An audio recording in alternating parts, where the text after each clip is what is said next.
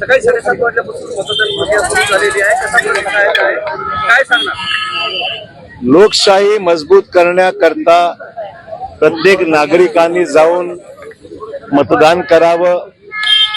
ही महानगरपालिकेची अतिशय महत्वाची निवडणूक आहे आणि मतदानाचा हक्क प्रत्येकाला ज्याला कोणाला मतदान करता येतं नियमाप्रमाणे त्यांनी जाऊन आपला मतदानाचा हक्क बजवावा, अशा प्रकारची मी आव्हान आणि विनंती नागरिकांना करत आहे. त्यामुळे मला आशा आहे की नांदेडमध्ये जी जनता विकासाच्या मागे आहे, विकास करू इच्छिते, विकासासाठी लोकांची इच्छा आहे, ते सर्व नागरिक त्यांना कल्पना आहे की विकास नांदेडचा कोण करू शकतो याची कल्पना नांदेडच्या मतदारांना आहे. ते मी त्यांना आवाहन करेल की आपला मतदानाचा हक्क बजवावा आणि नांदेडमध्ये लोकशाही मार्गाने या महानगरपालिकेने लोकनियुक्त अशा प्रकारची प्रशासन आणि त्या ठिकाणी महापौर निवडून यावा, अशा प्रकारची अपेक्षा आणि आव्हान मी आमच्या नागरिकांना करतो. साहेब, आपण काँग्रेसमध्ये होता तेव्हा 81 पैकी तब्बल 73 नगरसेवक निवडून आले होते. आता भाजपात आहात, आता काय चित्र असेल? मतदान लोकांचं सुरू आहे. आज मी याच्यावर कुठली प्रतिक्रिया देणं उचित नाहीये.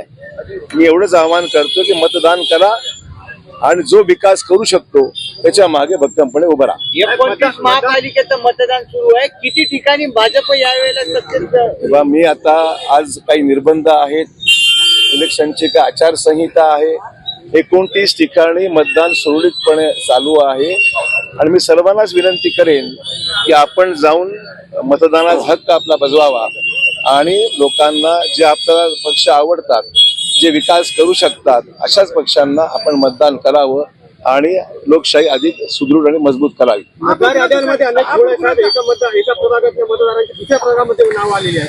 काही प्रमाणात तक्रारी यायला सुरू झालेला आहे. मी निवडणूक आयोगाला विनंती करेन लोकांची गैरसोय होऊ नये, अशाच पद्धतीने लोकांचे मतदान केंद्र असावं, याद्यामध्ये काही तक्रार ते पाहावं, कारण की या गोष्टी दरवेळेस काही ना काही प्रमाणात घडत असतात.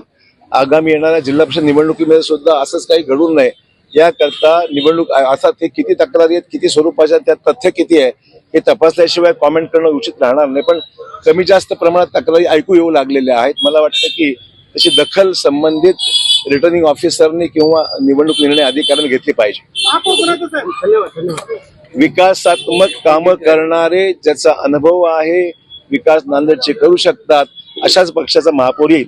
विष्णुनगर येथे दुर्घटना घडली आणि त्यानंतर त्या ठिकाणच्या नागरिकांनी मतदानावर बहिष्कार टाकण्याची भूमिका घेतलेली आहे. प्रशासनाकडून काही तशी हे करण्यात आली? असं आहे, मला एवढं सांगायचं, कालची जी काही दुर्घटना घडलेली आहे त्याच्यामुळे आपण मतदानावर बहिष्कार करणं उचित नाहीये.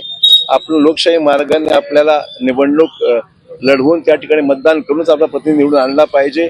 कालच्या घटनेची संपूर्ण चौकशी केली जाईल, त्या आयुक्तांनी मान्यही केलेलं आहे आणि त्यामुळे चौकशीप्रमाणे जे निष्पन्न होईल त्याप्रमाणे कारवाई करण्यात येईल.